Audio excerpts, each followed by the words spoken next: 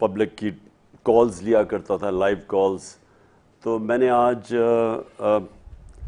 آپ کے کویسچنز ہیں، مجھے پتہ ہے کہ ایک پاکستان میں ایک ایسا فیصلہ کن وقت ہے، ایک ڈیفائننگ مومنٹ ہے پاکستان کی تاریخ میں، اور مجھے پتہ ہے کہ لوگوں کے بڑے سوالات ہیں.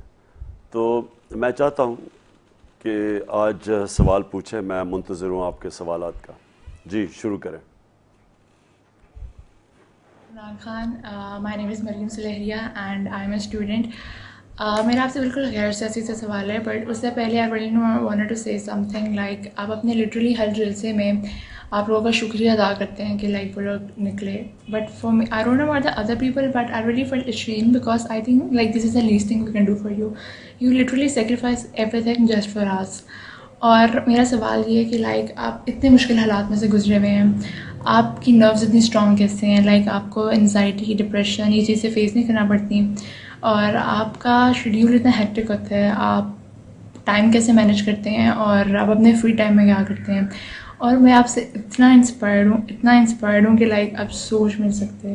اینڈ اور انشاءاللہ اس الیکشن میں آپ ہی جیتیں گے. وی آل آر ود یو. جی شکریہ.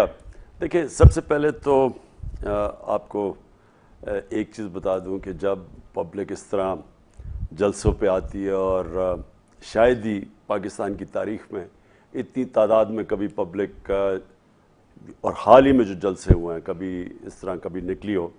اور اس کے علاوہ جو میں نے ایک دفعہ کال دی تھی جب یہ سازش کے تحت مجھے پتا تھا کہ ہٹا رہے ہیں، تو جب میں نے کال دی تھی پبلک کو کہ آپ کو صرف اپنے ملک کو بچانے کے لیے ایک توہین ہوئی ہے 22 کروڑ لوگوں کی، کہ ایک باہر سے ایک قوت فیصلہ کرے کہ ایک 22 کروڑ کے لوگوں کی الیکٹڈ حکومت کو ہٹا کے سازش کے تحت اور چوروں کے اوپر مسلط کیا جائے.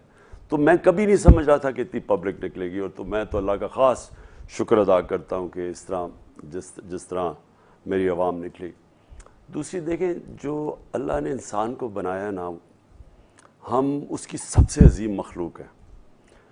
ہاں اس نے فرشتوں کو بھی انسان کے سامنے کہا جھکو، لیکن ہم مخلوق اس کی عظیم تب بنتے ہیں جب ہم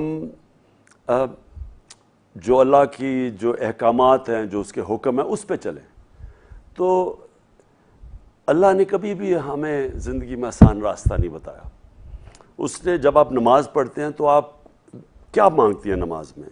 کہ اللہ ان کے راستے پہ لگا جن کو تو نے نعمتیں بخشی، ان کے نہیں جو اس راستے پہ چلا گئے جس پہ ان کی تباہی ہے. اب جو سیدھا راستہ، جو نعمتوں والا راستہ ہے، وہ پیغمبروں کا راستہ ہے، اور ہمارے لیے خاص طور پہ کیونکہ ہمارے نبی محمد صلی اللہ علیہ وسلم کا راستہ ہے. تو وہ راستہ آسان نہیں تھا. ہمارے نبی صلی اللہ علیہ وسلم کی جب آپ زندگی پڑھیں تو بڑی مشکل زندگی تھی، لیکن ان سے عظیم انسان کبھی آیا نہیں اور نہ کبھی آ سکتا ہے. تو ہم کیا اس سے سیکھتے ہیں کہ ہم آسان راستہ نہیں ڈھونڈتے، ہم سیدھا راستہ ڈھونڈتے ہیں جو ہماری عظمت کا راستہ ہے. اور وہ ہم جب نبی صلی اللہ علیہ وسلم کی سیرت پہ چلے، ان کے راستے پہ چلے، ان کی شریعہ پہ چلے، تو وہی ہمارا پھر عظمت کا راستہ ہے. اور اس میں جتنی بھی مشکلات آتی رہتی ہیں نا، ایک اللہ نے ہمیں بنایا ایسا ہے کہ جتنی ہم مشکلات کے سامنے کھڑے ہوتے ہیں اور اللہ ہمیں طاقت دے دیتا ہے. ہم اگر فزیکلی اگر ویٹ لفٹنگ کریں تو ہمارا بازو، جتنا ہم بڑا ویٹ اٹھائیں گے بازو اتنا مضبوط ہو جائے گا. لیکن جو اصل پاور ہے وہ آپ کے مینٹل پاور ہے، ذہن میں ہے. تو جتنی آپ مشکلات کا سامنا کرتے رہیں گے اللہ آپ کو اور طاقت دیتا رہتا ہے. تو یہ اللہ نے ہمیں بنایا ایسا ہے.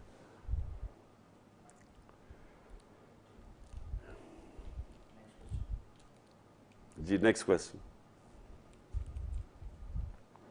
السلام علیکم خان صاحب، میرا نام مبین ہے اور میں اسلام آباد میں رہتا ہوں اور ایک یونیورسٹی اسٹوڈنٹ ہوں. میرا آپ سے سوال یہ ہے کہ جو ابھی امپورٹڈ حکومت ہمارے اوپر مسلط کی گئی ہے، اس کو ہٹانے کا واحد طریقہ یہی ہے کہ ہم الیکشن جیت کے آئیں. آپ کی جو سب سے بڑی سپورٹر بیس ہے، ووٹر بیس ہے، وہ یوتھ سے بلانگ کرتی ہے. ابھی جو الیکشن کمیشن کی ڈیٹا ہے اس کے مطابق 50% جو یوتھ ووٹرز ہیں وہ رجسٹرڈ ہی نہیں ہے، کیونکہ ان کے CNIC نہیں بنے ہوئے.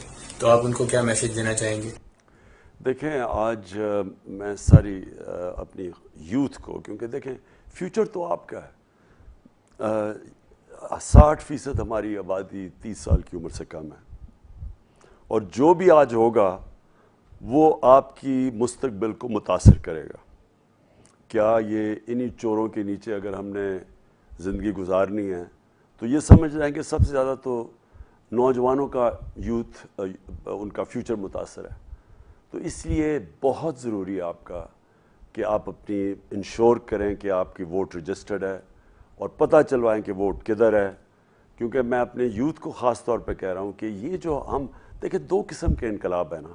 ایک تو خونی انقلاب ہے، وہ خدا نہ خواستہ کبھی بھی ہمیں سوچنا نہیں چاہیے اس طرف، کیونکہ اس کی تباہی اتنی ہوتی ہے کہ جب ملک کو اس سے ٹھیک کرنے میں اس خونی انقلاب کی تباہی کے بعد وہ بڑا دیر لگتی ہے. اور دوسرا ہوتا ہے کہ ہم بیلٹ کے ذریعے انقلاب لے کے آئیں، یعنی ہم ووٹ کے ذریعے اپنی انقلاب لے کے آئیں. اور اس لیے میں یوتھ کو، نوجوانوں کو خاص طور پہ کہوں گا کہ اپنی ووٹ رجسٹر کروائیں اور تیاری کریں الیکشن کے لیے. جی اگلا سوال. میرا نام ریحان ہے، میرا تعلق کراچی سے ہے. خان صاحب میرا آپ سے سوال تھا شہباز شریف صاحب کا جو مقدمہ اس پر چل رہا ہے FIA میں اور نیب میں. اس میں ہم نے دیکھا کہ حال میں جو اس کیس کو انویسٹیگیٹ کر رہے تھے آفیسرز، ان کو ہارٹ اٹیک ہوا، ان کا انتقال ہوا، اور اسی کیس سے منسلک اہم شخصیت مقصود چپراسی صاحب کا بھی دبئی میں ہارٹ اٹیک ہوا اور انتقال ہوا. خان صاحب اتنا اہم کیس ہے، اس کے اندر اگر اس طرح سے آفیسرز یا جو گواہان ہیں امپورٹنٹ اگر ان کی اس طرح سے اموات ہوں گی تو خان صاحب کوئی بھی آفیسر یا کوئی بھی گواہان کسی بھی بڑے کیس کا یا کسی بھی طاقتور کے خلاف کھڑا نہیں ہوگا. تو آپ کی اس حوالے سے کیا حکمت عملی ہے، اس کیس کو کس طرح سے جو ہے آپ فالو اپ کریں گے؟ دوسرا، وٹنس پروٹیکشن ایکٹ کے حوالے سے سپریم کورٹ کا کوئی ڈائریکشن ہے، کوئی لا ہے، اس میں آپ کے پاس کیا انفارمیشن ہے اور آپ کے جو حکمراں ہیں ان کی کیا تیاری ہے؟ اس حوالے سے خان صاحب جی رحمان، دیکھیں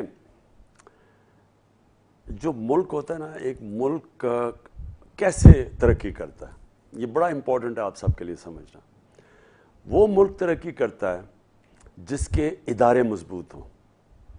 اور ادارے مضبوط کیسے ہوتے ہیں؟ جب رول آف لا ہو، یعنی جب قانون کی بالادستی ہو، قانون کی حکمرانی ہو. مطلب یہ کہ ہر ادارہ چلتا ہے اپنے دائرے کے اندر جو اس کو آئین اختیارات دیتا ہے. مثلا میں پولیس ہے تو پولیس کے لیے بڑی کلیئر گائیڈ لائنز ہیں کہ پولیس یہ کر سکتی ہے، یہ نہیں کر سکتی. اور FIA ہے، اس کی گائیڈ لائنز ہیں، نیب ہے، اس کی گائیڈ لائنز ہیں، ہر ادارے کے گائیڈ لائنز ہیں. تو جب ایک ملک کا قانون ختم ہوتا ہے، رول آف لا ختم ہوتا ہے، جب اس ملک کے اندر طاقتور کا ایک قانون ہو جاتا ہے اور کمزور کا دوسرا، تو یہ یاد رکھیں کہ ہمارے نبی صلی اللہ علیہ وسلم نے تقریباً 1500 سال پہلے کہا تھا کہ تمہارے سے پہلے بہت بڑی قومیں تباہ ہوئی جدھر طاقتور کے لیے ایک قانون اور کمزور کے لیے دوسرا. یعنی جدھر انصاف نہیں ہے، جدھر رول آف لا نہیں ہے. حضرت علی رضی اللہ تعالیٰ نے اسی چیز کو کہا کہ ظلم، کفر کا نظام چل جائے گا لیکن ظلم کا نظام نہیں چل سکتا. نا انصافی، یعنی جدھر رول آف لا نہیں ہے وہ چل سکتا. اور اگر آج آپ دیکھیں تو میں اپنی اس زندگی میں ساری دنیا پھر چکا ہوں، تو میں نے اگر ایک چیز مجھے کہے نا کہ میں نے غریب وہ ملک جدھر بڑی غربت ہے وہ دیکھے اور وہ ملک جو بہت خوشحال ہیں، اگر ایک فرق ہے ان میں تو جو غریب جدھر غربت ہے وہ قانون کی بالادستی نہیں ہے. وہاں بالکل جو ہمارے نبی صلی اللہ علیہ وسلم نے 1500 سال پہلے کہا تھا، وہاں طاقتور کے لیے ایک قانون ہے، کمزور کے لیے دوسرا ہے. کمزور کو جیلوں میں ڈال دیتے ہیں، چوروں کو، لیکن طاقتور ڈاکوؤں کو وہ نہیں پکڑ سکتے. تو ہمارے ملک کا یہ جو ہوا ہے، یہ سارا کچھ، یہ جو ابھی آپ نے بات کی مقصود چپراسی کی، یہ کیا چیز ہے کہ پہلے جنرل مشرف نے NRO 1 دیا.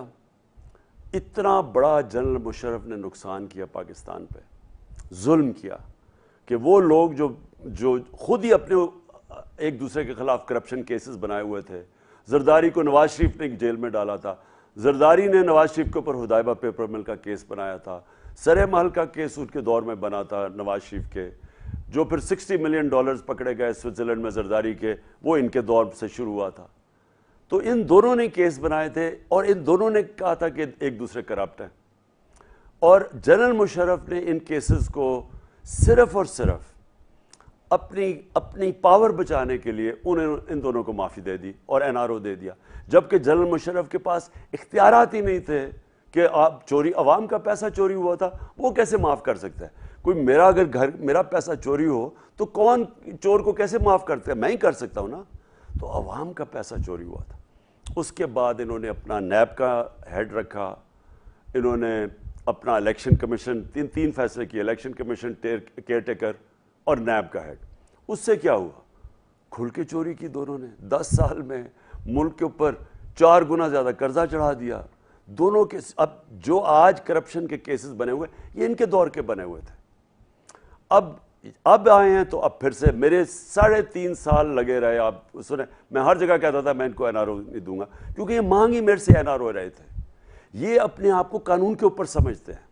یہ جب نیب میں جا رہے ہیں اور ان سے ذرا کبھی پوچھیں ایف آئی اے کے سامنے، جب ان سے سوالات پوچھے جاتے تھے تو یہ تکبر تھا انہوں میں کہ تمہاری جرت کیسی پڑی ہمیں سوال پوچھ لے، تمہاری جرت ہمیں کیسے پڑی کہ تم نے پوچھا کہ ہمارے پاس یہ اربوں روپیہ کدھر سے آیا۔ تکبر ہے ان لوگوں میں، کیونکہ ان کو عادت پڑی ہوئی ہے کہ یہ صرف قانون صرف غریب لوگوں کے، کمزور لوگوں کے لیے ہے، ان کے لیے قانون ہی نہیں ہے۔ یہ اوپر ہیں، یہ وہ والے بادشاہ ہیں جب جن کے اوپر قانون نہیں لگتا۔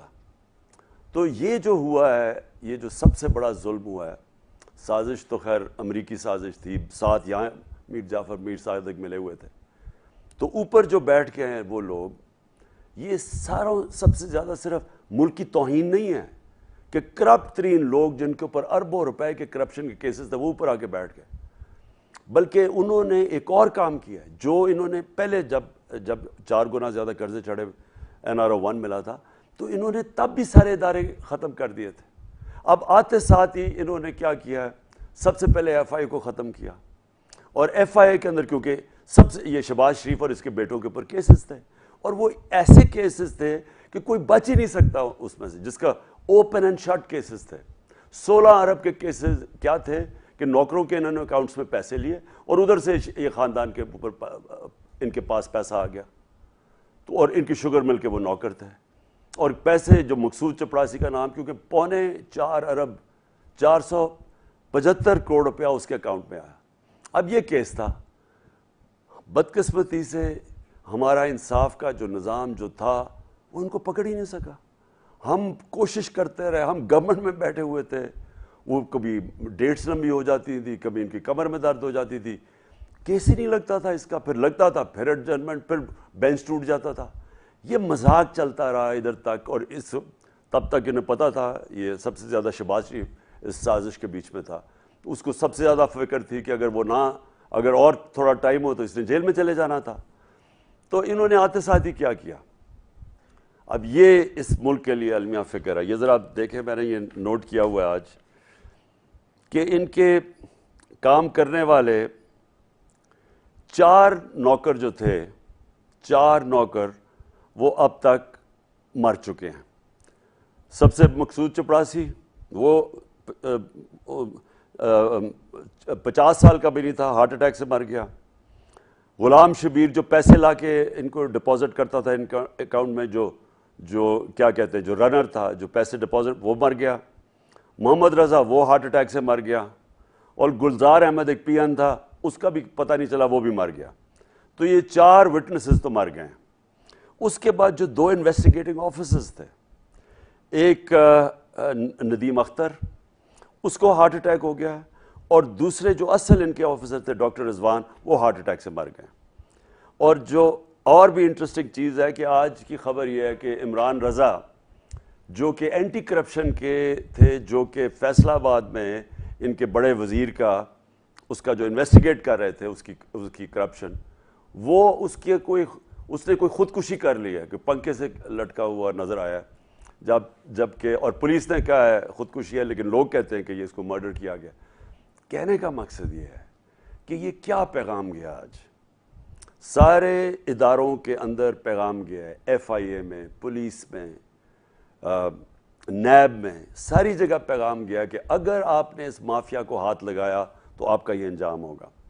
کوئی ان کے اب کیسز کے اوپر ہاتھ نہیں لگائے گا۔ یہ انہوں نے ایک दहशत फैलाई है अपनी। और दूसरी चीज़, नैब का अब हेड, ये अभी इन्होंने कानून लेके आए हैं कि नैब के ऊपर अब शहबाज शरीफ बैठ जाएगा। इनकी फैमिली के ऊपर 45 अरब रुपए के करप्शन केसेस हैं, अब ये बैठ जाएगा नैब। दूसरी तरफ आसिफ जरदारी, इन्होंने जो अमेंडमेंट्स किए हैं, ये सारे लोग जिनकी करप्शन के केसेस बने हुए थे इनके दौर के, वो सारे केसेस अब ये माफ़ हो जाएंगे।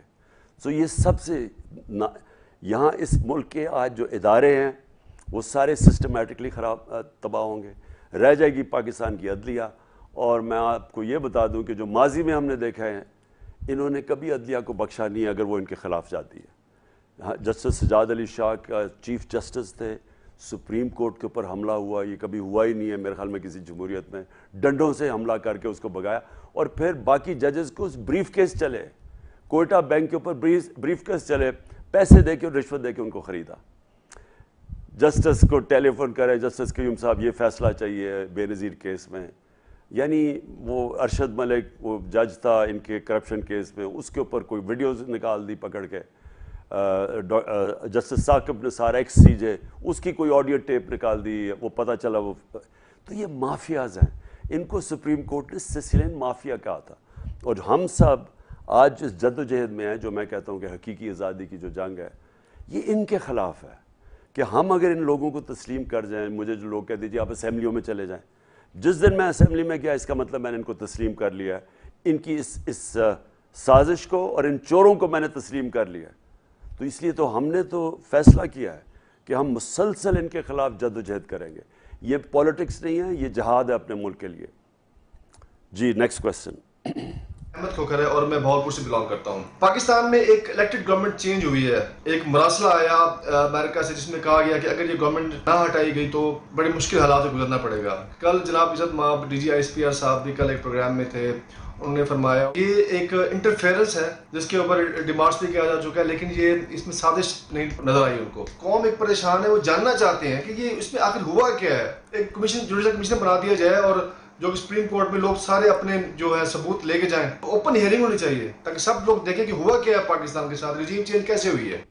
देखिए, पहले तो जो फैक्ट्स हैं, जो जिनको कोई डिनाई नहीं कर सकता, यानी कोई भी इनकी तरदीद नहीं कर सकता। 7 मार्च को डोनाल्ड लू पाकिस्तान एम्बेसी में एक ऑफिशियल मीटिंग में बैठते हैं और पाकिस्तान एम्बेसडर को कहते हैं कि अगर इमरान खान को आपने प्राइम मिनिस्टरशिप से ना हटाया, ये नो कॉन्फिडेंस की जो मोशन आ रही है, तो पाकिस्तान को बड़े फेस करना पड़ेगा, बड़ी मुश्किलात का धमकी देता है। और अगर इसको हटा दिया गया तो पाकिस्तान को माफ़ कर दिया जाएगा। ये फैक्ट है। ये पाकिस्तान के एम्बेसडर जो वहाँ थे उन्होंने कंफर्म, उन्होंने ये जो साइफ़र है, साइफ़र का मतलब कि ये वो जो मरासला है, ये ऑफिशियल भेजते हैं एम्बेसडर सीक्रेट कोडेड मैसेज में, जिसको साइफ़र कहते हैं, फॉरेन ऑफिस को। और फिर मैं प्राइम मिनिस्टर, मेरे पास आता है, एक जाता है प्रेसिडेंट ऑफ पाकिस्तान के पास, और एक क्योंकि president of Pakistan supreme commander हैं सारी फोर्सेस के, और फिर जाता है एक मिलिट्री क़यादत के पास।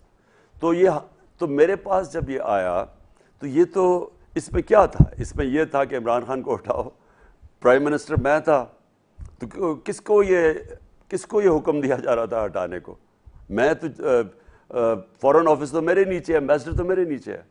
दूसरी चीज़ उसमें एक और चीज़ लिखी हुई थी कि रूस का जो हाल ही में हम 2 या 3 मार्च को रूस से आए थे और ये 7 मार्च को ये था। तो रूस का जो दौरा था उसमें ये लिखा हुआ था कि सिर्फ इमरान खान ने खुद फैसला किया था, और जब पे एम्बेसडर ने इसकी तरदीद की, उसने कहा ये सब स्टेक होल्डर्स का फैसला था। और फिर ये 7 को आता है, 8 को नो कॉन्फिडेंस टेबल हो जाता है नेशनल असेंबली में, और उसके बाद हमारे वो इत्तेहादी और हमारे जो अपने मेंबर्स पार्लियामेंट थे, उनको एकदम लगता है कि ओहो ये तो जनाब बहुत बुरी हुकूमत है, हमने तो इस हुकूमत को छोड़ना, हमने तो एकदम उनको ये चीज़ याद आ जाती है। और हमारे जो बैक बेंचर्स हैं, जिसमें ये लोग पहले अमेरिकन एम्बेसी में जाके, हमारे पास पूरा रिकॉर्ड है, ये अमेरिकन एम्बेसी भी जाया करते थे, ये 3-4 जो सबसे पहले लौटा हुए। तो इन्होंने एकदम सारों ने फैसला किया कि पार्टी गवर्नमेंट गिराने का और छोड़ने का। اب سوال یہ ہے کہ جب 2 سال پہلے جو 2 سال تھے جب ہماری اکانومی کا برا حال تھا, بینکرپٹ اکانومی ملی, IMF میں جانا پڑا, IMF نے ایسی کنڈیشنز لگائیں, لوگوں کو مشکلوں کا سامنا کرنا پڑا, بہت مشکل تھی. پھر کرونا آ گئی اگلے سال, تو 2 سال تو ہمارے بڑے مشکل تھے. تو اگر انہوں نے چھوڑنی تھی پارٹی تو تب جانا چاہیے تھا. لیکن آخری 2 سال میں, پچھلے 30 سال میں وہ پاکستان کے وہ سال تھے جس میں ہم نے سب سے تیزی سے ترقی کی ہے. ہماری ڈیولپمنٹ, ہمارا اکنامک گروتھ ریٹ جو 5.6 اور 6% تھا, یہ 2 کنزیکٹیو سالوں میں تو بہت اچھا تھا. ہماری انڈسٹری گرو کر رہی ہے, ہماری ٹیکسٹائل کی ریکارڈ پروڈکشن, ہماری ایکسپورٹس ریکارڈ, ہماری وہ جو tax collection record, remittances record, سب سے زیادہ ڈالرز آ رہے تھے پاکستان میں. تو اور زراعت کے اندر تیزی سے آگے بڑھ رہا تھا, یعنی ریکارڈ بمپر کراپس ہوئی جو ہم نے ان کے لیے ٹرانسفارمیشن پلان دیا تھا اپنے ایگریکلچر کا, اس کی بڑا ایک دم ہمارا سارا کسان اٹھ گیا. تو اس ٹائم پہ جب پاکستان آگے جا رہا تھا تب ان کو کیوں خیال آیا چھوڑنے کا؟ اب میرا سوال یہ ہے, اگلا سوال یہ ہے کہ کیا یہ DGISPR فیصلہ کریں گے کہ یہ سازش تھی یا نہیں؟ ان کا تو ایک پوائنٹ آف ویو ہو سکتا ہے, وہ فیصلہ تو نہیں کر سکتے. فیصلہ اگر کروانا ہے اس کا, جس طرح پریزیڈنٹ آف پاکستان نے چیف جسٹس کو خط لکھا ہے کہ آپ اس کو پروب کریں, آپ کہہ رہے ہیں مداخلت ہوئی, تو اب کون فیصلہ کرے گا کہ یہ سازش ہے مداخلت ہے؟ چیف جسٹس کو کیا کریں. میں نے جب پرائم منسٹر تھا, میں نے جوڈیشل کمیشن کا فیصلہ کیا, جوڈیشل کمیشن نہیں, کمیشن کا فیصلہ کیا کہ وہ پروب کرے کہ یہ سازش ہوئی ہے نہیں ہوئی. ہمیں تو پتہ ہے سازش ہوئی ہے, لیکن ایک پراپر انویسٹیگیشن ہونی چاہیے تھی جو ہوئی نہیں ابھی تک. تو کوئی نہیں کہہ سکتا, DGISPR یہ نہیں کہہ سکتا کہ سازش ہے یا نہیں ہے. وہ یہ مداخلت تو سب نے مان لیا نا کہ مداخلت ہے. اب وہ مداخلت جو پرائم منسٹر مصدق تھے 1950 کی دہائی میں ایران میں, جب اس نے نیشنلائز کی ایران کی جو سارا جو تیل کی انڈسٹری تھی, تو جو باہر کی قوتیں تھی جس میں امریکہ اور برطانیہ, انہوں نے فیصلہ کیا اس کو گرانے کا. تو اب تو ڈی کلاسیفائی ہو گیا نا, پیپرز ہمارے سامنے ہیں. تو وہ کیا کیا تھا انہوں نے سب سے پہلے میڈیا پہ پیسہ خرچ کیا, میڈیا پہ پیسہ چلا, میڈیا میں اس کو پہلے برا بھلا کیا گیا پرائم منسٹر مصدق کو. پھر انہوں نے اپوزیشن سے مظاہرے کروائے, جس طرح یہ کام پہ ٹانگنے والی جو مارچز کروائیں, اور جس طرح یہ لانگ مارچ, انہوں نے اپوزیشن کو پیسہ دیا, انہوں نے کیا. یہ اب ریکارڈ کے اوپر آئی ہوئی ہیں چیزیں. اور پھر انہوں نے ان کے لوگ خریدے جو پرائم منسٹر مصدق کی پارٹی کے لوگ تھے, ان کے اوپر پیسہ چلا. تو کیا یہ یہاں نہیں ہوا؟ تو کون فیصلہ کرے گا کہ سازش ہے نہیں؟ ایک ہی طریقہ ہے کہ ہمارے چیف جسٹس صاحب اس کے اوپن جوڈیشل کمیشن میں ہیئرنگ کروائیں. کلوز ڈورز میں ہم کوئی نہیں مانیں گے, اوپن ہیئرنگ کروائیں, اور اس کے اندر پھر جو بھی فیصلہ ہوتا ہے پتہ چل جائے گا کہ صرف مداخلت تھی یا سازش بھی تھی. جی خان صاحب, میں سلمہ سید شکاگو سے آپ کے لیے میسج ریکارڈ کروا رہی ہوں. آپ میرے مینٹور ہیں, میرے لیڈر ہیں. میں نے آپ کی تقریروں سے بہت کچھ سیکھا اور اپنی زندگی میں بہت ساری چیزیں تبدیل کی. میرا سوال یہ ہے کہ آپ کا سیاسی سفر جو 26 سال پر محیط ہے, اتنی مایوسیاں ناکامیاں آئیں, لیکن میں نے آج تک آپ کو مایوس نہیں دیکھا. ایسی کیا چیز ہے جو آپ کا اللہ پر توکل, اللہ پر ایمان کمزور نہیں ہونے دیتی؟ دیکھیں سلمہ, بات یہ ہے کہ 2 قسم کے, اگر تو آپ اپنے ذات کے لیے کر رہے ہوں, یعنی اگر میں یہ سوچ رہا ہوں کہ میں پرائم منسٹر بن کے تو پیسے بنانے ہیں اور فیکٹریز بنانی ہیں اور شوگر ملز بنانی ہیں اور باہر پراپرٹیز لینی ہیں, تو وہ پھر مایوسیاں اس میں بہت ہوتی ہیں. لیکن اگر آپ اپنی ذات سے نکل کے اپنے ملک کے لیے کام کر رہے ہیں, اپنے لوگوں کے لیے, اپنی ذات کے لیے نہیں کر رہے, تو میں تو اپنے گھر میں ہی رہتا تھا نا, مجھے تو کبھی فرق, میری تو زندگی میں فرق ہی کوئی نہیں پڑا.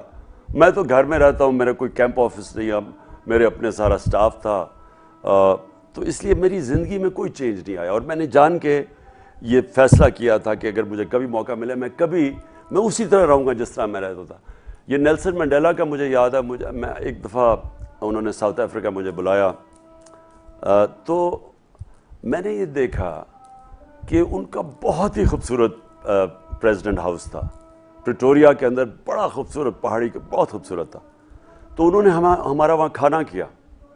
لیکن نیلسن منڈیلا نے مجھے کہا کہ میں اپنے فلیٹ میں رہتا ہوں, میں صرف یہاں کے انٹرٹین کرتا ہوں, کیونکہ میں یہ نہیں چاہتا کہ مجھے میرا لگاؤ ہو جائے اس بڑے محل سے, تاکہ مجھے چھوڑنے میں مشکل نہ ہو. اور نیلسن منڈیلا پریزیڈنٹ رہ سکتے تھے, وہ اور چاہتے تو وہ سب سے پاپولر انسان ساؤتھ افریقہ میں تھے, وہ پھر بھی انہوں نے الیکشن جیت کے پریزیڈنٹ بن جانا تھا, لیکن وہ جب بن سکتے تھے وہ چھوڑ کے چلے گئے.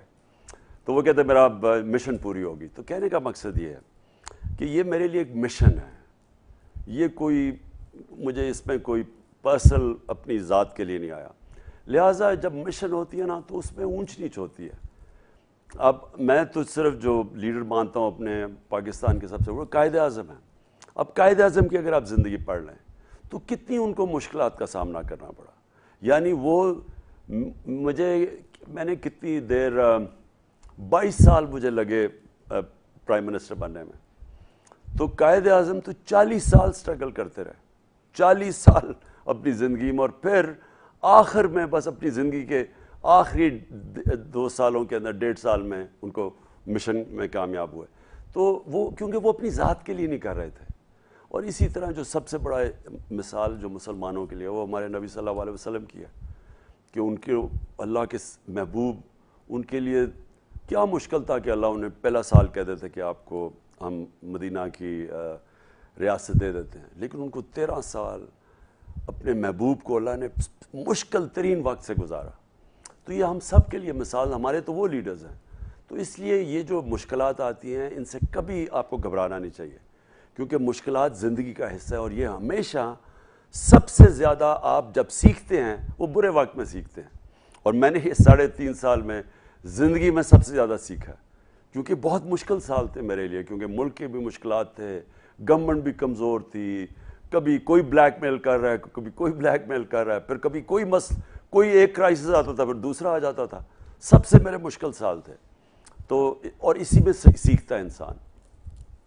جی اگلا سوال. السلام علیکم, میرا نام بلال محی الدین ہے, میرا تعلق رحیم یار خان سے ہے اور میں ایک اوورسیز پاکستانی ہوں. خان صاحب, میرا سوال آپ سے ہمارے اخلاقیات کے حوالے سے ہے. یہ جو امپورٹڈ ٹولہ ہمارے اوپر مسلط ہے, انہوں نے جس طرح ہماری اخلاقیات کا جنازہ نکال دیا ہے, جس کی سب سے بڑی مثال یہ ہے کہ 25 مئی کو جس طرح ہماری عورتوں, بچوں اور بزرگوں کے اوپر ظلم کیا گیا اس پنجاب پولیس کے گلو بٹوں کی طرف سے, تو بجائے یہ جو پی ڈی ایم کے حمایتی لوگ ہمارے پاکستان میں موجود ہیں, ان کے سپورٹرز نے بجائے اس چیز کو کنڈیم کرنے کے رانا ثناء اللہ کو ایک ہیرو کے طور کے اوپر پیش کیا, جبکہ یہی سب کچھ کل ان کی فیملیز کے ساتھ بھی ہو سکتا ہے.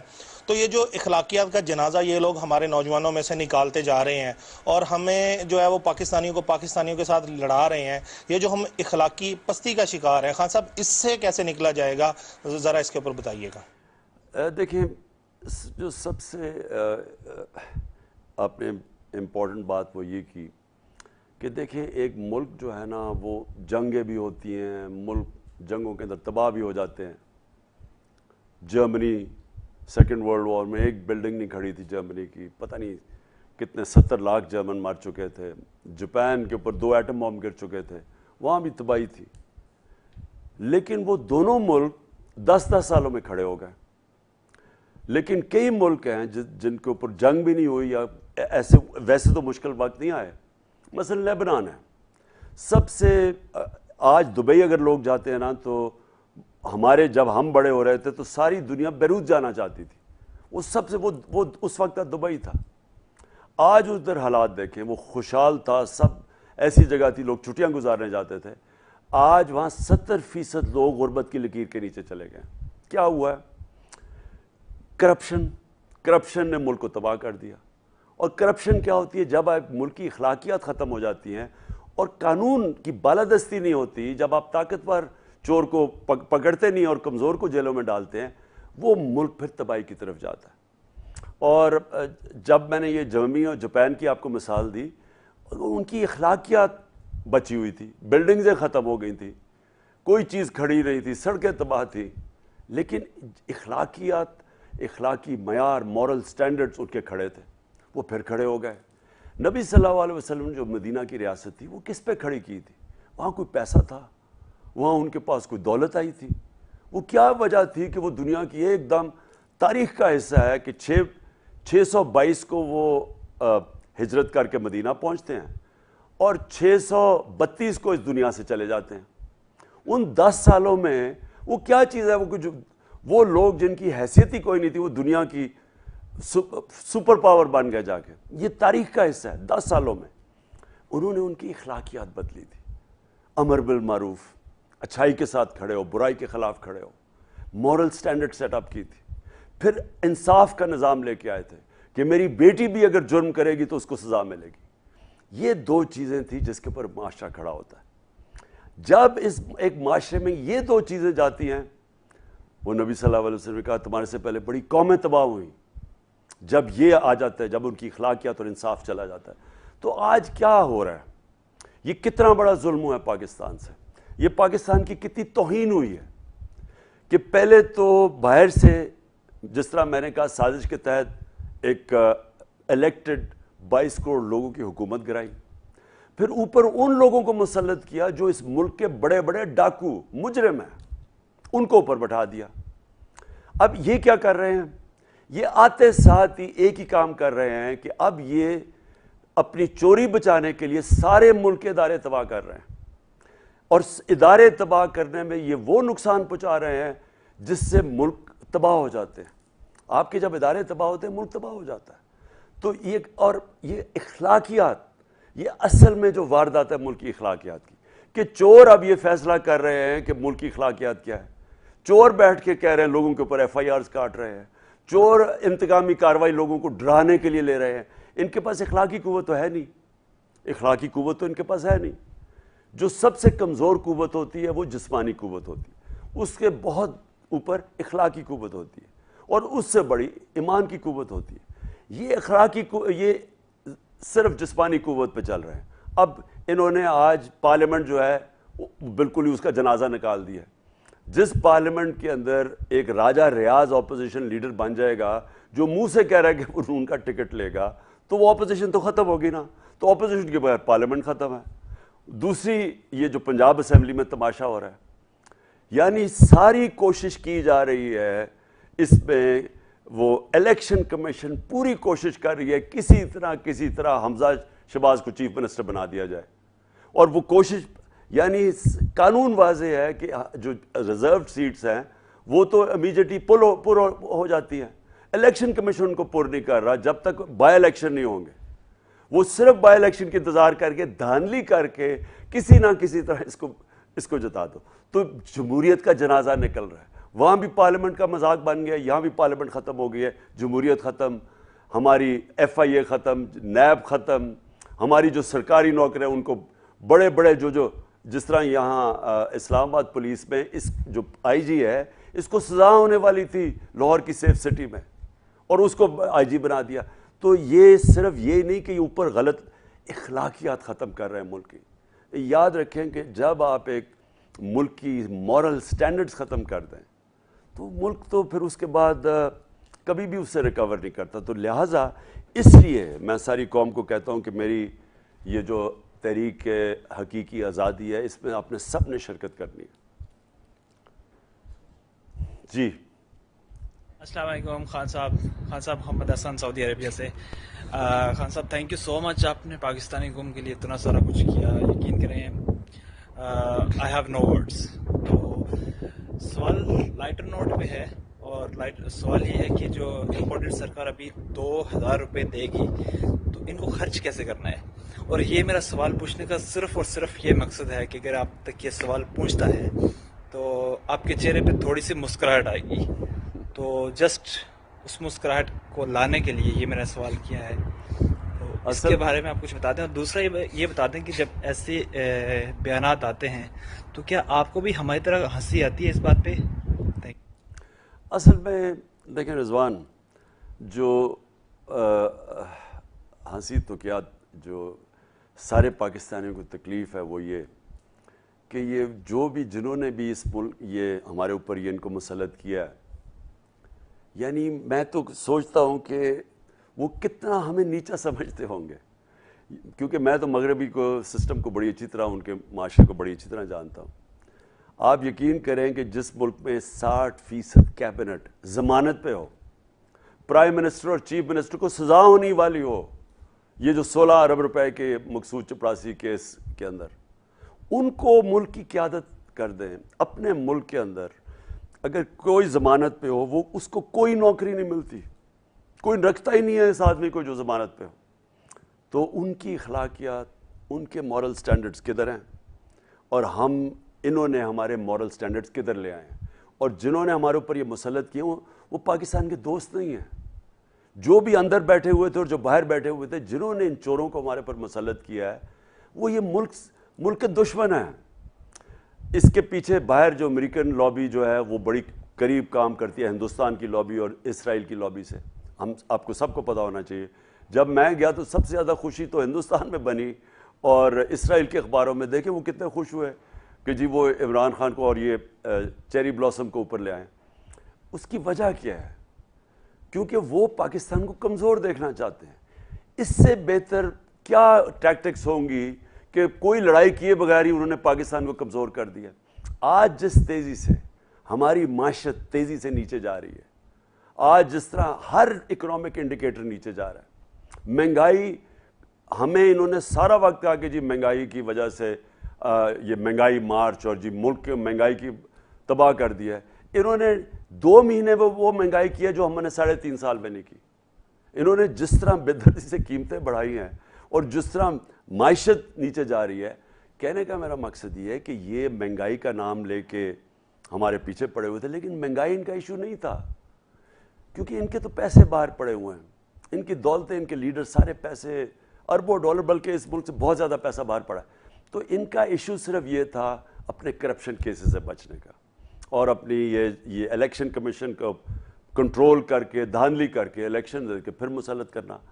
تو لہٰذا جو آپ نے بات کی نا کہ ہم آگے کیا کریں، یہ جو لوگ اوپر بیٹھ کے ہیں ہم کیا کریں، ہم وہ کریں جو کہ ہر زندہ قوم کرتی ہے.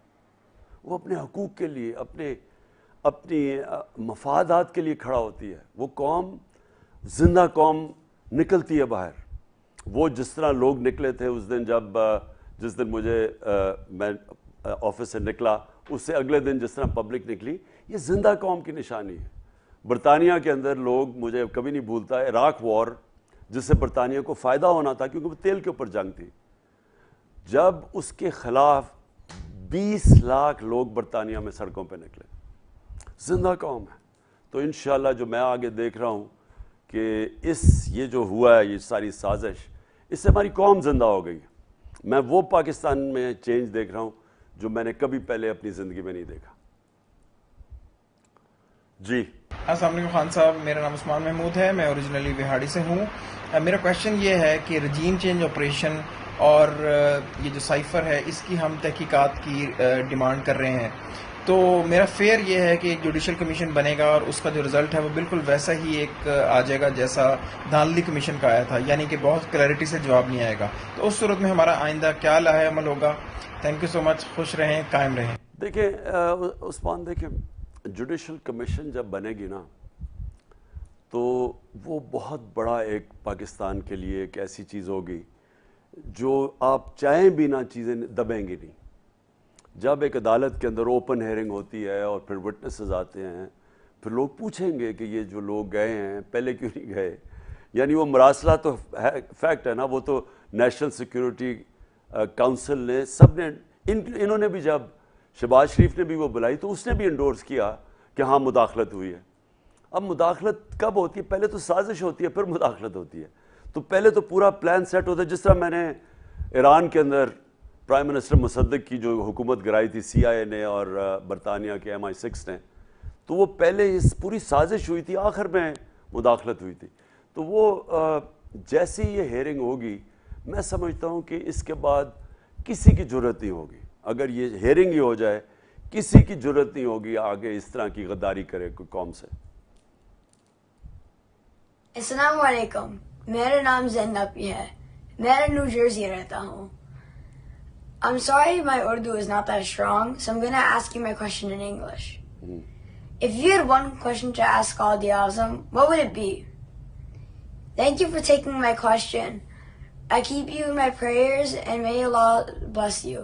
May you emerge victorious. Assalamu alaikum. हाँ शुक्रिया जैन। उसने कहा एक क्वेश्चन अगर मैं पूछूं। अच्छा, कायद आज़म, देखें कायद आज़म को हम क्या सवाल पूछें। कायद आज़म जिन्होंने, अल्लाह ने उनको सब कुछ दिया था, सारे ब्रिटिश इंडिया में सबसे कामयाब, सबसे या नंबर 1 बैरिस्टर थे, यानी सबसे ज़्यादा फ़ीस दी जाती थी कायद आज़म को, क्योंकि उनकी इतना हाई, उनकी माशाल्लाह ब्रिलियंट थे और उनको उनकी सक्सेस रेट इतना ज़्यादा था। तो हम तो सिर्फ कायद आज़म को ये समझते हैं कि उनको कोई ज़रूरत नहीं थी पॉलिटिक्स की, जैसी वो शान और शौकत में ज़िंदगी गुजारते थे। तो उन्होंने जो पाकिस्तान कुर्बानी दी अपने मुल्क के लिए, कि अपना सारा आसान ज़िंदगी छोड़ के उन्होंने इतनी स्ट्रगल की, और फिर आखिरी दिनों में उनको कैंसर थी, लंग कैंसर। तो वो लंग कैंसर के दौरान उन्होंने जिस तरह की मेहनत की, और हालात उनकी सेहत ठीक नहीं थी, छुपाया रखा, बताया किसी को नहीं कि कितनी बुरी बीमारी थी, और वो उनके पास ज़्यादा दिन ज़िंदा रहने के नहीं थे। वो भी छुपाया इसलिए कि अगर उनके मुखालफिन को पता चल जाता तो उन्होंने सिर्फ डिले करना था और हो सकता है पाकिस्तान ना बनता। और कायद आज़म से सबसे बड़ी चीज़ कि लोगों को इस चीज़ का इल्म नहीं है कि सिर्फ 4 हफ्ते पहले या 3 हफ्ते पहले जब वो पाकिस्तान बनने से जब कराची में लैंड करते हैं, तो उनके ADC होते हैं एडमिरल एहसन, तो उनको वो कहते हैं सिर्फ 3 हफ्ते पाकिस्तान बनने से पहले उन्होंने कहा कि मैं नहीं समझता था कि मेरी ज़िंदगी में पाकिस्तान बनेगा, यानी इतना मुश्किल उनकी मिशन थी।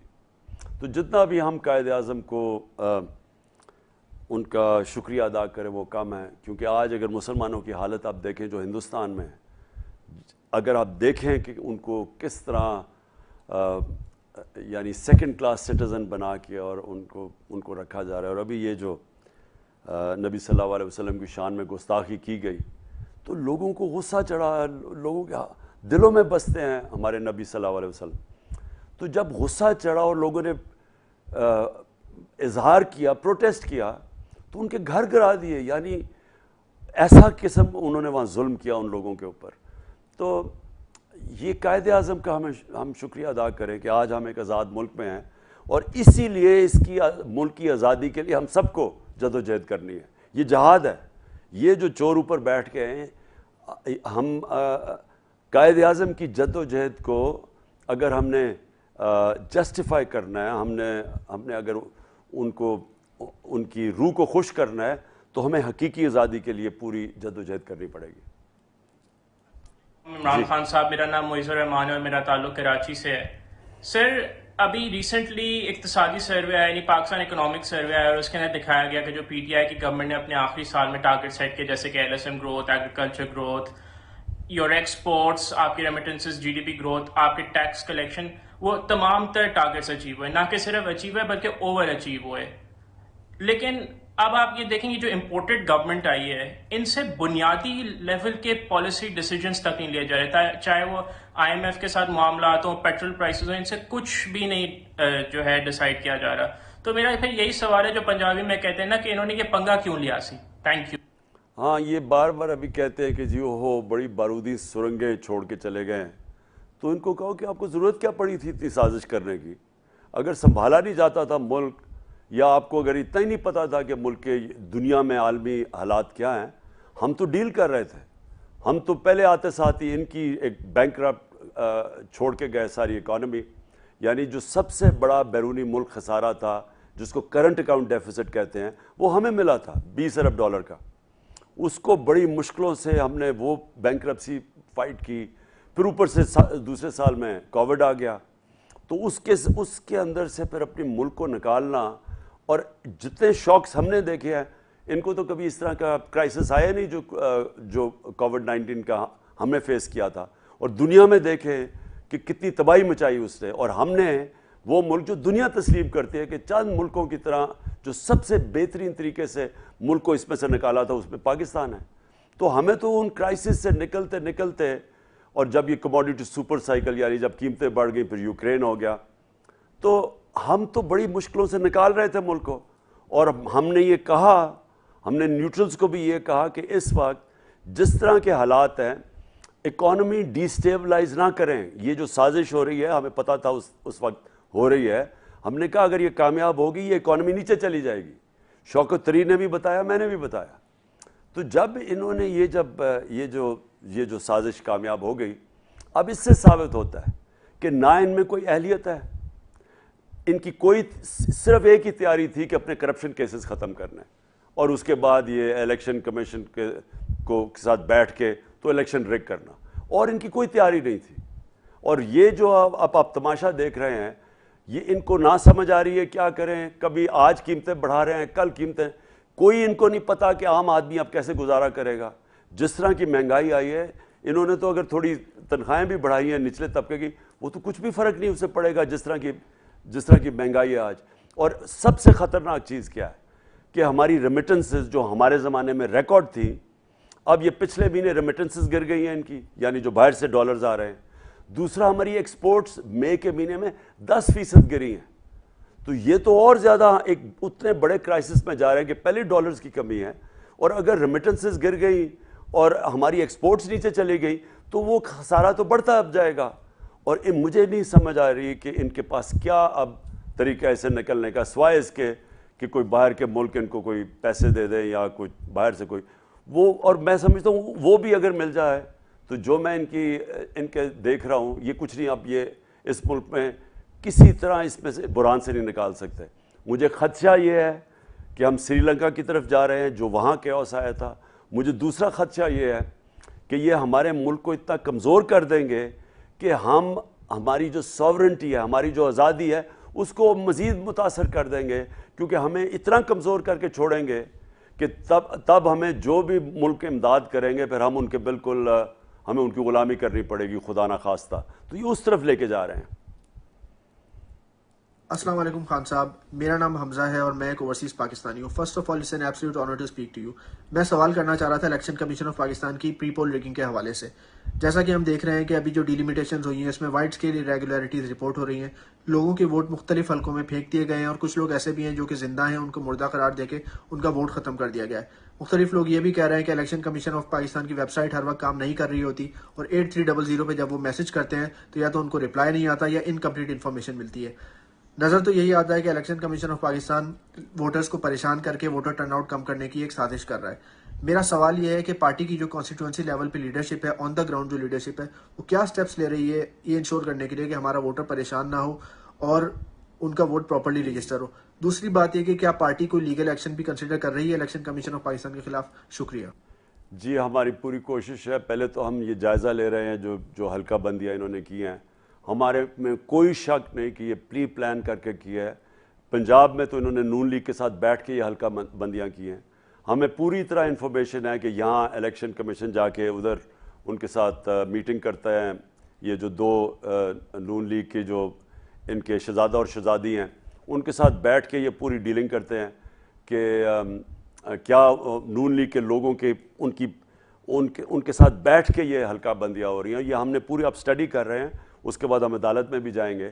لیکن میں صرف یہ ایک چیز کہنا چاہتا ہوں کہ جب ایک الیکشن کمیشن کے اوپر اعتماد ہی نہیں ہے پاکستان کی سب سے بڑی پارٹی کو, تو یہ کیسی الیکشن کمیشن ہے کہ وہ انہوں نے اپنے لوگ بھر دیے ہیں اس کے اندر, اور وہ الیکشن کمیشن یعنی وہ ان کو اپنے آپ کو ریکیوز کرنا چاہیے. یہ جو چیف الیکشن کمشنر ہے اس کے اوپر ہمیں کوئی کانفیڈنس ہی نہیں ہے.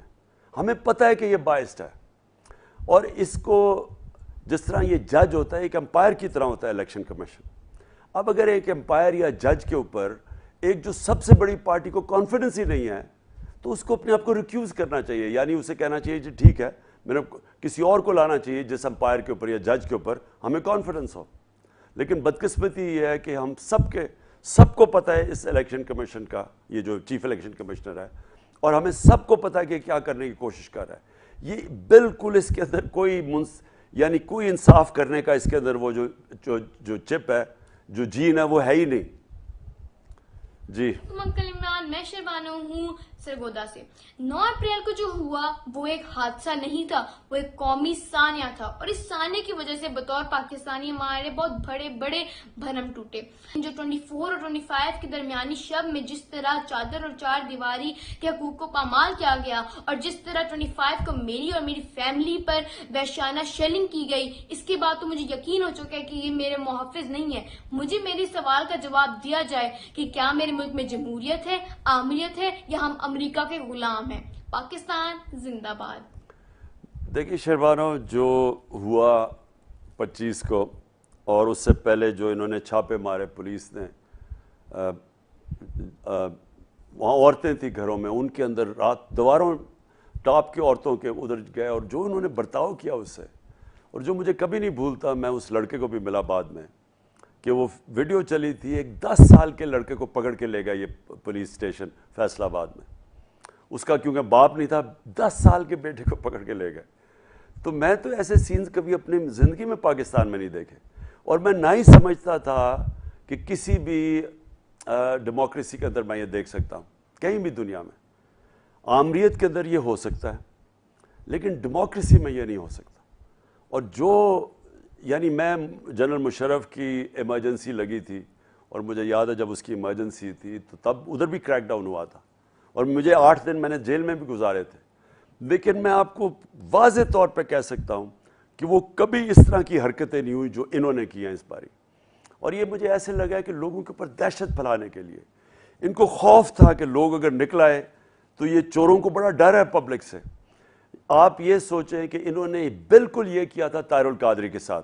उनके लोग जब थे, पैट के लोग जब बाहर खड़े हुए थे, वो कौन लोग थे? वो आम लोग खड़े हुए थे।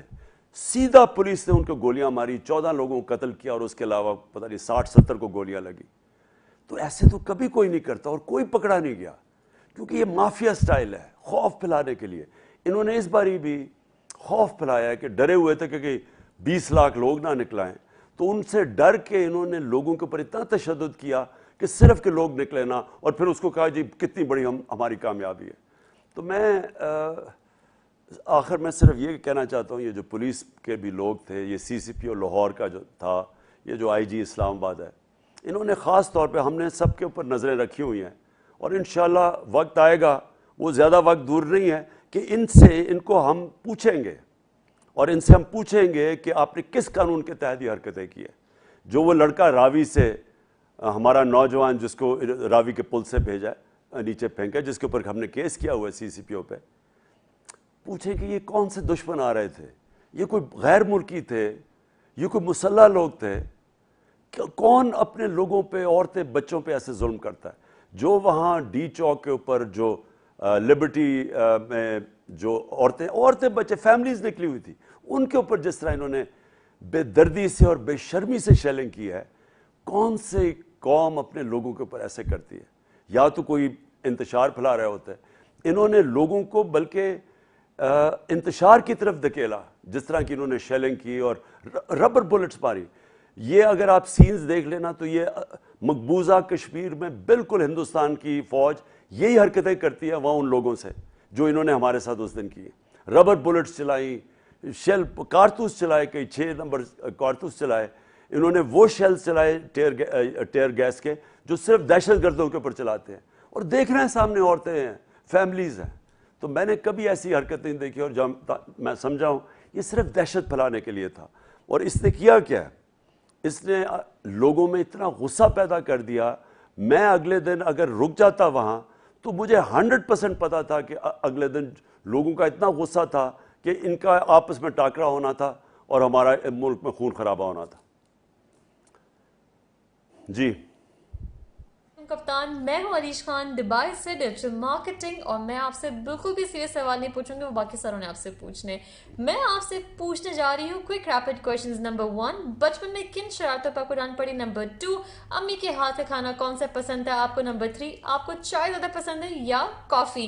नंबर 4, क्रिकेट के टाइम पे आपको बॉलिंग करना पसंद थी या बैटिंग करना पसंद थी? नंबर 5, आपका फेवरेट कोट कौन सा है? और आखिर में कप्तान, we love you so much, डटे रहिएगा, हम आपके साथ हैं इंशाल्लाह। अल्लाह मियां आपको हमेशा सलामत रखे اور خدا آپ کا خواب پاکستان کے لیے کامیاب کرے اور پاکستان کی ساری خوشیاں ترقیاں آپ کو دکھائے انشاءاللہ آمین. شکریہ. اتنے زیادہ کویسچنز ہیں مجھے تو یاد بھی نہیں رہا, 1 2 3 ایک کے بعد دوسرے کے بعد تیسرا بھول جاتا ہے کویسچن.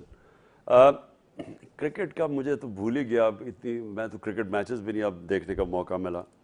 اور کھانا میری والدہ اتنی دیر ہو گئی اب میں تو یاد بھی نہیں ہے. کویسچن یہ ہے کہ مجھے یاد ہی نہیں آپ کے اتنے زیادہ کویسچنس ہیں. اگلا پوچھیں پلیز. السلام علیکم خان صاحب, میرا نام مہوش ہے اور میں ایک اوورسیز پاکستانی ہوں, کینیڈا میں مقیم ہوں. سوال پوچھنے سے پہلے میں آپ کا تہہ دل سے شکریہ ادا کرنا چاہتی ہوں کہ کس طرح 3.5 سال آپ اکیلے ہمارے لیے لڑتے رہے. یہ رجیم چینج نہ ہوتی تو ہمیں پتہ ہی نہ چلتا کہ آپ کس محاذ پہ اکیلے کھڑے تھے.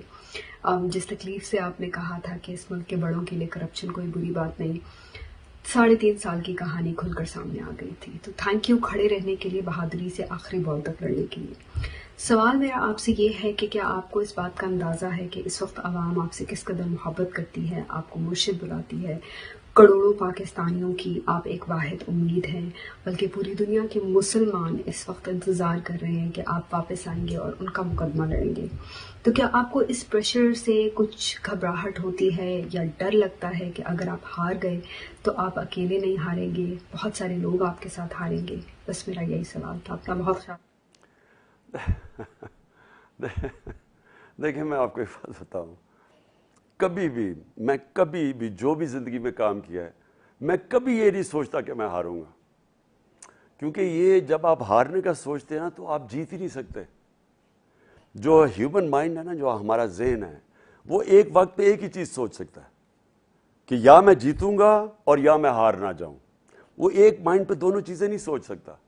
تو یہ جو آئیڈیا ہوتا ہے نا کہ جو لوگ یہ سوچنا شروع ہو جاتے ہیں کہ میں ہار نہ جاؤں, تو وہ پھر ہمیشہ پلان بی رکھتے ہیں اپنا, یا وہ سمجھتے ہیں کہ اگر یہ چیز میں ناکامیاب ہو تو میں پلان بی پہ چلا جاؤں گا. میں کبھی زندگی میں ایسے نہیں سوچا. میں جب بھی کوئی فیصلہ کرتا ہوں تو وہ پھر ہوتا ہے اینڈ تک, پل یعنی کشتیاں جلا کے, کہ اس کے بعد کبھی واپسی کی روٹ نہیں ہوتی. تو دیکھیں یہ ایک سٹرگل ہے. اور جو سپورٹس, سب سے بڑی جو سپورٹس آپ کو چیز سکھاتی ہے وہ سٹرگل کرنی سکھاتی ہے, یعنی وہ اونچ نیچ سکھاتی ہے. وہ آپ کو سب سے بڑی چیز کیا سکھاتی ہے کہ زندگی ایک سٹریٹ لائن میں نہیں جاتی, زندگی اونچ نیچ کا نام ہے. یعنی آپ کو اچھے وقت آتے ہیں, برے وقت آتے ہیں. اور جو سپورٹس جو چیمپئن ہوتا ہے وہ بنتا ہی چیمپئن تب ہے جب وہ برے وقت کو سنبھال لے. اچھے وقت بڑا آسان ہوتا ہے سب بھی, بلکہ اچھے وقت پہ جب ہوتے ہو تو آپ کو سارا وقت ذہن میں آنا چاہیے کہ یہ برا وقت بھی آ سکتا ہے. تو آپ ہر چیز کے اچھا وقت جو ہے یعنی جو اب آپ کی پیک ہے اس کو بہتر کرتے جائیں. لیکن جو ٹیسٹ کیریکٹر کا ٹیسٹ ہوتا ہے برے وقت میں ہوتا ہے. تو برے وقت میں جو ہاتھ کھڑا کر دیتا ہے وہ ہار جاتا ہے. جب انسان ہار نہیں مانتا تو وہ پھر برے وقت سے سیکھتا ہے. اور جب آپ کا ڈاؤن سائیکل آتا ہے تو آپ زیادہ مضبوط ہو کے اوپر آتے ہیں. تو کوئی یعنی یہ یاد رکھیں کہ آپ ہارتے تب ہیں جب آپ ہار مان جاتے ہیں. تو میری زندگی میں تو ہار ہے ہی نہیں, یعنی ہار ماننا ہے ہی نہیں. تو میرے لیے تو اونچ نیچ ہوتی ہے, اور جب نیچ ہوتی ہے, مثلا میں نے 3.5 سال میں زندگی میں وہ سیکھا جو میں نے اتنی سٹرگل میں نہیں سیکھا. لیکن اس وقت یہ وقت ہے, اس میں ابھی سے میں تیاری کر رہا ہوں کہ مجھے اگر اللہ پھر موقع دے گا تو میں نے کیا کیا چیزیں شروع میں ہی کرنی ہیں. کیونکہ آتے ساتھ ہی ملک کو جدھر آج ہم کھڑے ہیں, ہم نے اب کیسے اس کو اوپر لے کے جانا ہے. کون سی میں نے جو پچھلی 3.5 سال میں ایکسپیرینس کی چیزیں میں کدھر میں نے غلطیاں کی, کون سی چیزیں تھیں جو کہ اگر آپ شروع میں نہیں کریں گے تو کرنا بہت مشکل ہو جاتا ہے. تو آپ کو شروع میں اگر آپ میجر سٹیپس, اپنی میجر ریفارمز شروع میں کر دیں تو اس کے بعد وہ اس کا اپنا مومنٹم بن جاتا ہے. لیکن ایک تو مجھے چیلنجز اتنے زیادہ تھے, یعنی اکانومی کا اتنا بڑا چیلنج تھا کہ, اور پھر ہماری اتنی کم ایک کولیشن گورنمنٹ, وہ سارا وقت ہم وہ گورنمنٹ ہی سنبھال رہے ہوتے تھے. اس کو کبھی کوئی بلیک میل کر رہا ہے, کبھی کوئی کر رہا ہے. ایک تو وہ سنبھالنی بڑی مشکل تھی. پھر ہماری ٹیم نہیں تھی, پہلی دفعہ آئی تھی. پھر کرائسس بہت تھے. تو اس لیے سیکھا میں نے بہت, اور انشاءاللہ جب بھی اللہ موقع دے گا تو مجھے پتا کہ شروع میں ہم نے اب پہلے کیا کیا مین ریفارمز کر رہی ہیں. السلام علیکم خان صاحب. I'm Rabani Akhundzada from Seattle, USA. Professionally, I'm a scientist and organizational development leader. اگر ہم کے پی کے اندر 9 سالوں اور فیڈرل کی 3.5 سال کی دوری حکومت کی کرٹیکل انالیسس کریں تو ہمیں گورننس سسٹم کے اندر واضح گیپ نظر آتا ہے. اگر ہم اس گیپ کی روٹ کاز انالیسس کریں تو ہمیں معلوم ہوتا ہے کہ P T I as an organisation کے اندر گراؤنڈ لیول پر لیڈرشپ ڈیولپمنٹ پر کام نہیں ہو رہا. میرا سوال یہ ہے کہ کیا P T I as an organisation مستقبل میں لیڈرشپ ڈیولپمنٹ پروگرام کو لانچ کرنے کا ارادہ رکھتی ہے یا نہیں؟ Thank you. جی یہ بالکل آپ کی بات ٹھیک ہے. ہم نے ہماری جو لیڈرشپ اب ڈیولپ ہو رہی ہے اور جو ہم دیکھ رہے ہیں وہ آئی ایس ایف سے آ رہی ہے, انصاف اسٹوڈنٹ فیڈریشن سے. اور مجھے بڑی خوشی ہے کہ مثلا ایک تو مراد سعید جو کہ جنہوں نے شروع کی تھی انصاف اسٹوڈنٹ فیڈریشن, لیکن وہ بڑے اچھے, میں دیکھ رہا ہوں کہ وہ آئیڈیالوجیکلی بالکل سمجھتے ہیں کہ ہمارا ہم کیوں سیاست کر رہے ہیں, کس طرح کا پاکستان. تو ان کی آئیڈیالوجی بالکل صحیح آ گئی ہے. اور یہ جو لیڈرشپ کا کانسیپٹ ہے, یہ آپ کی بات بالکل ٹھیک ہے کہ اس کی پوری پاکستان میں مینجمنٹ اور لیڈرشپ کی بہت بڑا ایک کیا کہتے ہیں ویکیوم ہے, ایک بہت بڑی خلا ہے. تو میں جس نتیجے پہ پہنچا ہوں کہ جو ایک طریقہ ہے کہ ہم اب یہاں فیوچر لیڈرز بنا سکتے ہیں وہ ہے سیرت نبی پڑھانا. اپنے 8th 9th اور 10th کلاسز میں ہم نے سیرت نبی کے کورسز کروائے تھے. میرا یہ ایمان ہے کہ جب آپ نبی صلی اللہ علیہ وسلم کی زندگی سمجھ جائیں, اور ان کی دنیا میں کبھی ایسا کوئی لیڈر نہیں آیا, تو ان کی جو لیڈرشپ کی کوالٹیز ہیں وہ اپنے بچوں میں ڈال دیں. اور یعنی اسکول سے شروع ہوں اور پھر کالجز اور یونیورسٹیز میں ڈبیٹس ہوں اس کے اوپر. یہ جو میں نے القادر یونیورسٹی یہاں سیٹ اپ کی ہے, اس کے اندر سب سے امپورٹنٹ ایک تو ہم نے صوفیزم کے اوپر, کیونکہ ہماری بہت بڑی تعداد ہے لوگ یہاں, بڑے صوفی ہمارے کرام تھے, بڑے بڑے نام تھے, تو ان کی اتنی بڑی فالوئنگ ہے. تو لیکن ان کی ہم نے ریئلائز کیا کہ لوگوں کو سمجھ ہی نہیں ہے ان کی میسیجز کیا تھی.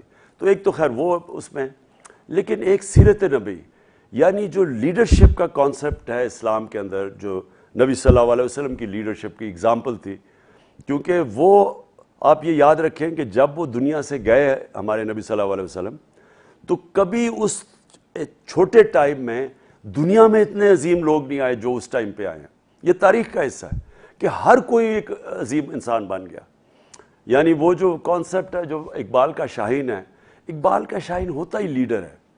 وہ ایک پرواز ہوتی اس کی تب ہے جب اس کی زمین پہ زنجیریں ٹوٹ جائیں. تو نبی صلی اللہ علیہ وسلم نے وہ زنجیریں توڑ دی تھیں جو اشرف المخلوقات کو ایک چھوٹا سا انسان بنا دیتا ہے. جو مولانا رومی کی سیئنگ ہے, جو میں بار بار اپنے یوتھ کو بتاتا ہوں, کہ مولانا رومی کی سیئنگ ہے کہ جب اللہ نے آپ کو پر دیے تو کیوں زمین پہ رینگ رہے ہو, کیونکہ ہم سب میں وہ صلاحیت ہے اوپر جانے کی. اور وہی صلاحیت مدینہ کی ریاست میں ان کی زنجیریں توڑ کے, اور زنجیریں ٹوٹتی ہیں لا الہ الا اللہ سے, کہ کوئی نہیں ہے خدا سوائے اللہ کے. تو وہ انسان کو آزاد کر دیا انہوں نے. تو وہ اتنے عظیم لیڈر اتنے تھوڑے ٹائم پہ بنے, دنیا کی امامت کی 2 سپر پاورز گر گئے ان کے سامنے. تو وہ جو لیڈرشپ کا کانسیپٹ ہے, وہ میری کوشش یہ تھی کہ ہم جو سیرت نبی کے کورسز اور ہم نے جو رحمت للعالمین اتھارٹی بنائی تھی, اس کا مقصد ہی یہ تھا کہ ہم انکریج کریں اپنے یوتھ کو, سمجھیں کہ وہ کیا فنومینا تھا. ہم صرف جمعے کی نماز پہ خطبہ سن کے آ جاتے ہیں, اور ہم اسلامیات کی ایک کلاس ہوتی تھی اس میں ہمیں کوئی خاص پتہ نہیں چلتا. ابھی تک ہمارے جو اللہ کا جو حکم ہے کہ نبی کی سنت پہ چلو, وہ ہماری بہتری کے لیے ہے. تو وہ ابھی تک ہم اس 70 سالوں میں اس ملک میں ہم یہ صحیح معنی میں اس کو سامنے نہیں لا سکے. اپنے یوتھ کو ہم صحیح معنی میں سیرت نبی کے اوپر ٹرین نہیں کر سکے. عمران خان صاحب, میرا نام سلمان احمد اوان ہے اور میرا جو سبجیکٹ ہے وہ سائیکالوجی ہے. پی ٹی آئی سپورٹرز کے حوالے سے ایک عرصہ تک یہ لوگوں کا خیال رہا ہے کہ یہ ممی ڈیڈی کلاس کے لوگ ہیں, یہ پیسہ دے دیں گے، یہ جلسوں میں رات میں آ جائیں گے، لیکن یہ تشدد کا سامنا نہیں کر سکتے، یہ کسی طرح کے مشکل حالات کا سامنا نہیں کر سکتے. لیکن ابھی ہم نے آزادی مارچ میں دیکھا کہ جس طرح سے ڈٹ کے مقابلہ کیا تشدد کا، شیلنگ کا، گرفتاریوں کا، کریک ڈاؤن کا، تو اس کے پیچھے آپ کے خیال سے کیا وجہ ہے کہ پی ٹی اے کے سپورٹرز کی تعداد میں اضافہ ہوا ہے؟ پہلے لوگ جو ٹین ایج میں تھے وہ تھوڑے بڑے ہوئے ہیں اور لوگوں کی تعداد میں اضافہ ہوا ہے، یا پھر عمومی رویہ ہمارے معاشرے میں برائی کے خلاف وہ چینج ہوا ہے؟ اب برائی کو اس طرح سے ایکسیپٹ نہیں کیا جاتا، اب لوگوں میں شعور آ گیا ہے، سوشل میڈیا آ گیا ہے. تو آپ کے خیال سے کون سی ایسی چیز ہے جس کی وجہ سے اب ہم یہ چینج دیکھ رہے ہیں پی ٹی اے کے سپورٹرز میں؟ دیکھیں سلمان، ہوا کیا ہے، سب سے پہلی تو آپ نے بات کر دی جو سوشل میڈیا. اب سوشل میڈیا ایک ایسا فینومینا ہے، ہر انسان آزاد ہو گیا ہے، اس کے پاس ووٹ آ گئی ہے. جس کے پاس موبائل فون ہے اس کے پاس آواز ہے. وہ ٹک ٹاک پہ چلا جاتا ہے، وہ ٹویٹر پہ چلا جاتا ہے، وہ فیس بک پہ چلا جاتا ہے، یعنی اس کے پاس آواز آ گئی ہے، واٹس ایپ پہ. اب اس سے کیا ہوا ہے، بڑی بڑی دنیا میں جو لوگ ڈکٹیٹرز ٹائپ جو کہ لوگوں کی آواز بند کر دیتے تھے، آزادی رائے، آزادی صحافت بند کر دی، کنٹرول کر دی، تو وہ اب تک وہ چل جاتے تھے. اب کیا ہوا ہے کہ جو بھی آپ کر لیں آپ، یہ سوشل میڈیا ایک ایسی چیز ہے، اب اس کو بند نہیں کر سکتے. ابھی انہوں نے بڑا تنگ کیا ہمارے کیا عام لوگوں کو، جو سوشل میڈیا ایکٹیوسٹ تھے، یہ جو ٹک ٹاکرز، ان کو دھمکیاں مل رہی ہیں. وہ کیا وہ فون جس کے اوپر کوئی نمبر نہیں ہوتا، ادھر سے کالیں آتی ہیں، دھمکیاں آتی ہیں، ڈرا دھمکا رہے ہیں. لیکن اس سے رک نہیں سکتی یہ چیز. یہ ایک ایسی چیز ہے جو کہ اصل میں سوسائٹیز، جمہوریت میں ان کی جمہوریت کا جو لیول ہے وہ بڑھ گیا ہے، لوگوں کی آواز بڑھ گئی ہے، لوگ اپنی رائے اظہار کر سکتے ہیں. اگر مین میڈیا کو آپ نے دبا بھی دیا، دھمکا کے میڈیا کو، اینکرز کو ڈرا دھمکا دیا اور کہا کہ ہم تمہیں، ان کے اوپر ایف آئی آرز بھی کاٹ دی، وہ ڈر بھی گئے، تو سوشل میڈیا کو کیسے کوئی کنٹرول کرے گا؟ یہ اتنی بڑی چیز ہے. اور اس میں اب اگر کسی کا خیال ہے، مثلا چیزیں وائرل ہو جاتی ہیں، مثلا یا ایک ہیش ٹیگ آتا ہے اور ایک دم اوپر کلائم کر جاتا ہے، لیکن وہ صرف تب کرتا ہے جب ایک پبلک اس کو ایکسیپٹ کرتی ہے. آپ بے شک جتنے مرضی بیٹھ کے ہیش ٹیگ چلا دے، لیکن اگر پبلک میں ایکسیپٹنس نہیں ہوگی وہ نہیں چلے گا آگے. سو یہ جو آپ نے چینج دیکھا نا، ایک تو اویئرنیس، جو شعور آ گیا لوگوں میں، یہ کبھی پاکستان میں پہلے نہیں تھا. اور اسی لیے آپ دیکھ رہے ہیں کہ بہت بڑی ان کے خلاف یہ جو چوروں کو اوپر بٹھا دیا ہے اور سازش کے تحت، اس کے اگینسٹ بہت بڑا ریئیکشن ہے پبلک میں. لوگ نہیں ان کو ایکسیپٹ کر رہے. جدھر یہ جاتے ہیں ان کو، پبلک میں جاتے ہیں، نعرے یا چور کہتے ہیں یا ان کو غدار کہتے ہیں، اور یہ جو امپورٹڈ حکومت نامنظور کے نعرے لگتے ہیں، یہ پبلک نہیں ان کو ایکسیپٹ کرے گی. اور اگر ان کو کسی طرح الیکشن میں دھاندلی کر کے ان کو مسلط بھی کرنے کی کوشش کی، بہت بڑا پبلک ریئیکشن آئے گا. میں آپ کو آج یہ کہہ رہا ہوں کہ یہ جو بھی لوگ یہ سمجھ رہے ہیں کہ دھاندلی کر کے الیکشن کمیشن میں یہ جو آدمی بٹھا کے، اور یہ اگر کسی طرح الیکشن مینیپولیٹ کریں گے، کوئی نہیں یہ سمجھ رہا کہ یہ کتنا بڑا نیچے لاوا پک رہا ہے، یہ پھٹے گا، اس کے کیا کانسیکوینسز ہوں گے پاکستان میں، کیوس کی طرف جائے گا ملک. اس لیے وجہ اس کی ہے سوشل میڈیا اور لوگوں کا شعور ہے. دوسری چیز جو آپ نے بات کی کہ یہ جو انہوں نے شیلنگ کی اور پھر لوگ کھڑے ہو گئے، اور مجھے خود حیرت ہے کہ ہم لوگوں کو انہوں نے پنجاب سے نکلنے نہیں دیا، وہ تو آئے نہیں. زیادہ تر تو لوگ اندر، انہوں نے شیلنگ اتنی کی کہ لوگ ڈر بھی گئے. اس کے باوجود جس طرح پبلک نکلی، خود ہی نکلی، ہم نے نہیں نکالا ان کو. لبرٹی چوک میں، لاہور میں نکلی، یہاں کراچی میں نکلی، اور ادھر نکلی ڈی چوک پہ.